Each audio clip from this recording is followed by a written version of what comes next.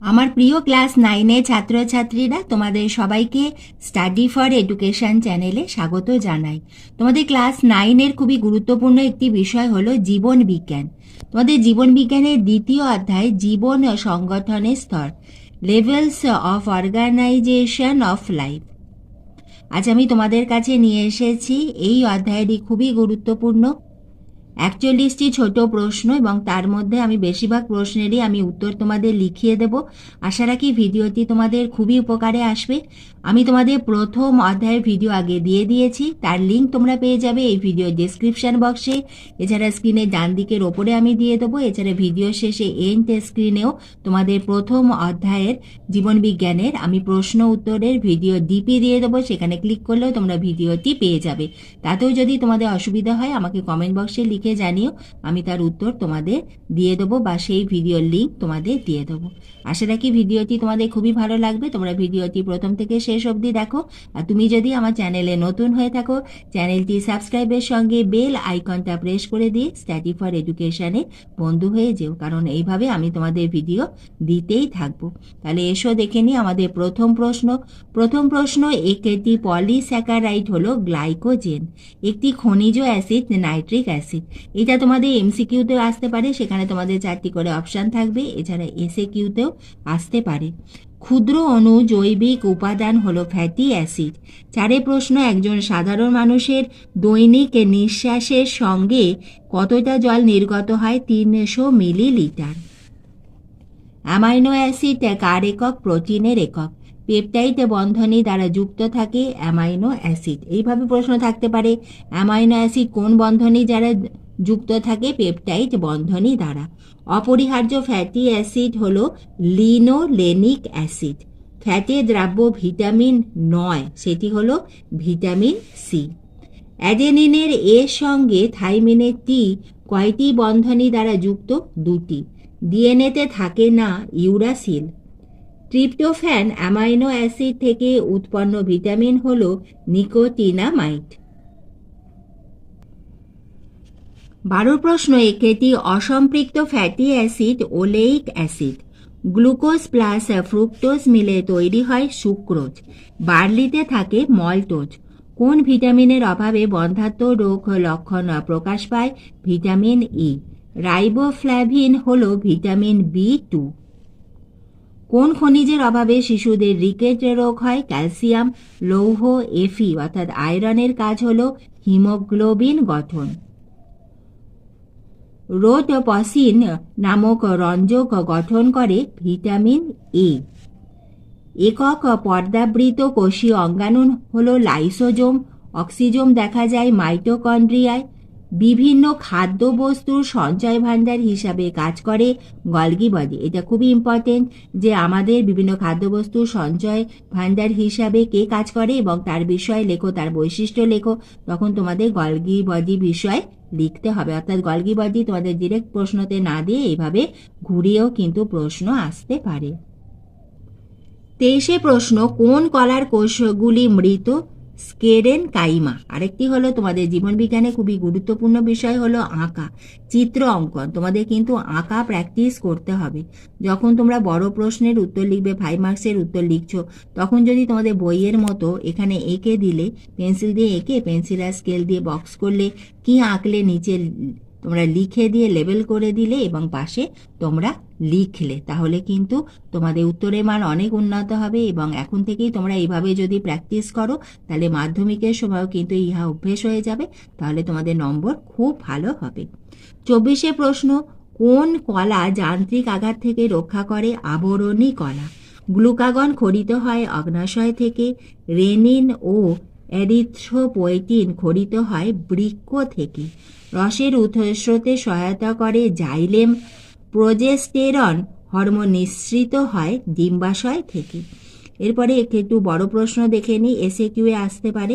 29 প্রশ্ন, খনিজ acid mineral acid কাকে বলে? যে সকল অ্যাসিড খনিজ পদার্থ থেকে উৎপন্ন হয় তাদের খনিজ অ্যাসিড বা মিনারেল অ্যাসিড বলা হয়, যেমন নাইট্রিক অ্যাসিড, হাইড্রোক্লোরিক অ্যাসিড। এখান থেকে তোমাদের প্রশ্ন আসতে পারে একটি খনিজ অ্যাসিডের নাম লেখো, এসএকিউতে আসতে পারে, এমসিকিউতে তোমাদের অপশান দিয়েও আসতে পারে, বা নাইট্রিক অ্যাসিড কী ধরনের অ্যাসিড ইহাও প্রশ্ন আসতে পারে। 30 প্রশ্ন, জৈব অ্যাসিড অর্থাৎ অর্গানিক অ্যাসিড কাকে বলে? যে সকল অ্যাসিড জৈব পদার্থ থেকে উৎপন্ন হয় এবং যাদের অন্তত একটি কার্বক্সিল হলো বন্ড COOH বর্গ থাকে, যেমন ম্যালিক অ্যাসিড, অক্সালিক অ্যাসিড ইত্যাদি। এরপরে 31 নম্বরে আমি তোমাদের যে প্রশ্ন এবং উত্তরটি দেব এটি কিন্তু তোমাদের পরীক্ষায় আসবেই, ভেরি ভেরি ইম্পর্টেন্ট।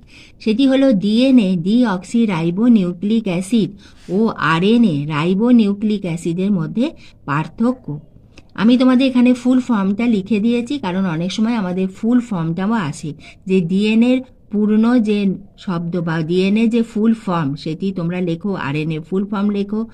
এসো আমরা এবার পার্থক্যটা দেখে নিই। যখন পার্থক্য লিখবে এইভাবে লিখবে, প্রথমে লিখবে বিষয় বা বৈশিষ্ট্য, তারপরে তোমাদের যে বিষয় পার্থক্য বলা হয়েছে তাদের লিখবে, এবং ভূগোলেও কিন্তু এইভাবেই পার্থক্য লিখবে। প্রথম বিষয় হলো শর্করা। ডিএনএর শর্করা হলো ডিঅক্সি রাইবোজ শর্করা, আরএনএ হলো রাইবোজ শর্করা থাকে।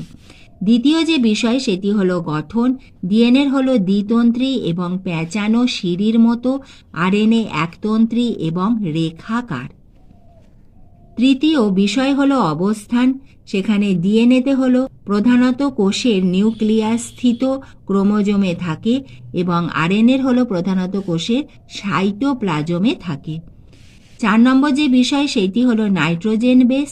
ডিএনএ হলো 4টি নাইট্রোজেন বেস হলো adenine A, guanine G, cytosine C এবং থাইমিন T, এবং আরএনএর 4টি নাইট্রোজেন বেস হলো adenine A, guanine G, cytosine C এবং ইউরাসিল U। তাহলে তোমরা বুঝতে পারলে এই প্রশ্নের উত্তরটা তোমরা যদি বোঝো তোমরা স্ক্রিনশটও তুলে নিতে পারো। এটা খুবই ইম্পর্টেন্ট প্রশ্ন, এটি তোমাদের পরীক্ষাতে আসবেই। পার্থক্য না এলেও এদের গঠন বিষয়, শর্করা বিষয় বা অবস্থান বিষয় কিন্তু তোমাদের প্রশ্ন আসতে পারে। 32 প্রশ্ন, এটাও ভেরি ভেরি ইম্পর্টেন্ট একটি প্রশ্ন। অপরিহার্য ফ্যাটি অ্যাসিডের উদাহরণ দাও। Linolenic acid, linoleic acid, arachidonic acid ইত্যাদি। এখানে তোমাদের উদাহরণ হিসেবে আসতে পারে, অথবা এদের নাম লিখে জিজ্ঞাসা করতে পারে এটি কি ধরনের অ্যাসিড বা ইহা কি ধরনের ফ্যাটি অ্যাসিড। 33 প্রশ্ন, জীবদেহের গঠনমূলক ও জৈবিক ক্রিয়ামূলক এককে বলে কোষ। কোষের শক্তিঘর মাইটোকন্ড্রিয়া। এটাও তোমরা স্যার দিয়ে রাখো যে কোষের শক্তিঘর কাকে বলা হয় এবং সেই বিষয়ে তোমরা টিকা লেখো। সুইসাইড ব্যাগ বলে লাইসোজোমকে, ইহাও ইম্পর্টেন্ট। প্রোটিন ফ্যাক্টরি কাকে বলে? রাইবোজোমকে। তাহলে আমরা পরপর 3টে জানলাম। কোষের শক্তিঘর হলো মাইটোকন্ড্রিয়া, সুইসাইড ব্যাগ হলো লাইসোজোম এবং প্রোটিন ফ্যাক্টরি হলো রাইবোজোম। দেহের প্রতিরক্ষায় অংশগ্রহণ করে RE রেটিকিউলো এন্ডোথেলিয়াল প্লিহায় অবস্থিত। ইহা কোথায় অবস্থিত? প্লিহায় অবস্থিত। একটি মিশ্র গ্রন্থির নাম হলো অগ্নাশয়। অগ্নাশয় কি ধরনের গ্রন্থি? ইহা হলো মিশ্র গ্রন্থি অর্থাৎ প্যানক্রিয়াস। 39 প্রশ্ন, একজন প্রাপ্তবয়স্ক মানুষের মস্তিষ্কের ওজন হলো 1200 থেকে 1500 গ্রাম। এরপরে 40 প্রশ্ন, আমাদের উদ্ভিদ কলার ভাগটা তোমাদের লিখিয়ে দিয়েছি। এখান থেকে আমাদের প্রশ্ন আসে ভাজক কলার কাজ কি, ভাজক কলার উদাহরণ দাও।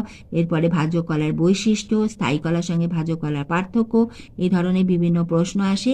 আমি তোমাদের শুধু এখানে ভাগটা লিখিয়ে দিয়েছি, এইগুলোর ওপরে কিন্তু তোমাদের টিকা, সংজ্ঞা, বৈশিষ্ট্য, উদাহরণ, কাজ এগুলো পড়ে রাখতে হবে।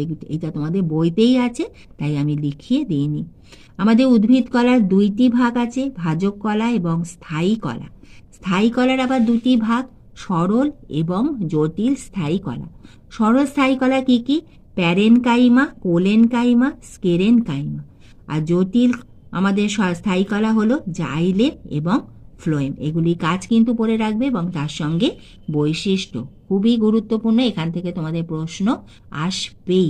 এরপরে আমাদের 41-এ আমি 3টি পার্থক্য দিয়েছি, প্রোক্যারিওটিক কোষ ও ইউক্যারিওটিক কোষ, দ্বিতীয়টি উদ্ভিদ কোষ ও প্রাণী কোষ এবং তৃতীয়টি জাইলেম ও ফ্লোয়েম।